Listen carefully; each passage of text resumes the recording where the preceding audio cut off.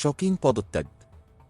নাহিদ আসিফের রাজনীতি বদলানোর চূড়ান্ত ঘোষণা প্রকাশিত হল। চমকে দেওয়ার মতো খবর। দেশের রাজনীতির দৃশ্যপট সম্পূর্ণ পাল্টে যাবে।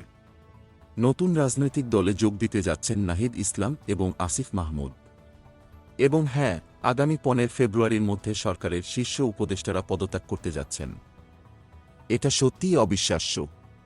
আগস্টের বিপ্লবের নায়করা এবার গঠন করতে যাচ্ছেন একটি নতুন রাজনৈতিক দল। দলের ঘোষণা আগেই হবে এবং প্রথমেই আহ্বায়ক কমিটি ঘোষণা করা হবে। কমিটির সদস্য সচিব হতে যাচ্ছেন নাহিদ ইসলাম। এই নতুন দলের গঠনতন্ত্রের কাজ চলছে সিক্রেটলি। বিএনপি মহাসচিব মির্জা ফখরুল ইসলাম আলমগীর যখন মন্তব্য করেন যে ছাত্রদের নেতৃত্বে গঠিত রাজনৈতিক দল কখনো মেনে নেওয়া হবে না, তখনই নাহিদ ইসলাম ঘরোয়া আলোচনায় বলে দিয়েছেন, আমি যদি রাজনৈতিক দলে যোগ দিই, আমি সরকার থেকে পদত্যাগ করব। রাজনৈতিক অঙ্গনে এই ঘোষণার পর তুমুল উত্তেজনা সৃষ্টি হয়েছে। বিশেষ করে জাতীয় নাগরিক কমিটির একাধিক নেতা জানিয়েছেন, জুলাই বিপ্লবের নেতৃত্ব দেওয়া নাহিদ ইসলাম ছাত্র জনতার কাছেও অপ্রতিরোধ্য জনপ্রিয়তা অর্জন করেছেন। আর এরই মধ্যে শোনা যাচ্ছে সরকারের আরও এক উপদেষ্টা মাহফুজ আলমও শীঘ্রই পদত্যাগ করতে পারেন।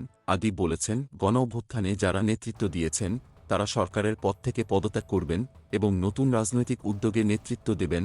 তিনি আরও বলেন, এখন সারা দেশের মানুষ অধীর আগ্রহে অপেক্ষা করছে কখন ছাত্ররা আসবে এবং ফ্যাসিস্টের বিরুদ্ধে বড় পদক্ষেপ নেবে। তবে ছাত্র উপদেষ্টাদের পদত্যাগ নিয়ে এখনও চূড়ান্ত সিদ্ধান্ত হয়নি।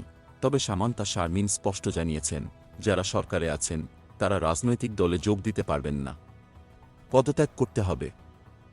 এদিকে জাতীয় নাগরিক কমিটি ও বৈষম্যবিরোধী ছাত্র আন্দোলন দল ঘোষণার প্রস্তুতি নিচ্ছে এবং আগামী 15 ফেব্রুয়ারির মধ্যে নতুন দল আত্মপ্রকাশ করবে। দলের জন্য 24 দফার ইশতেহার তৈরির কাজ শুরু হয়ে গেছে এবং একটি 17 সদস্যের কমিটি এই কাজটি করছে। দেশের রাজনীতি এখন এক চরম মোড় নিতে যাচ্ছে, আর দেশের ভবিষ্যতের চাবিকাঠি হাতে রাখছে ছাত্ররা।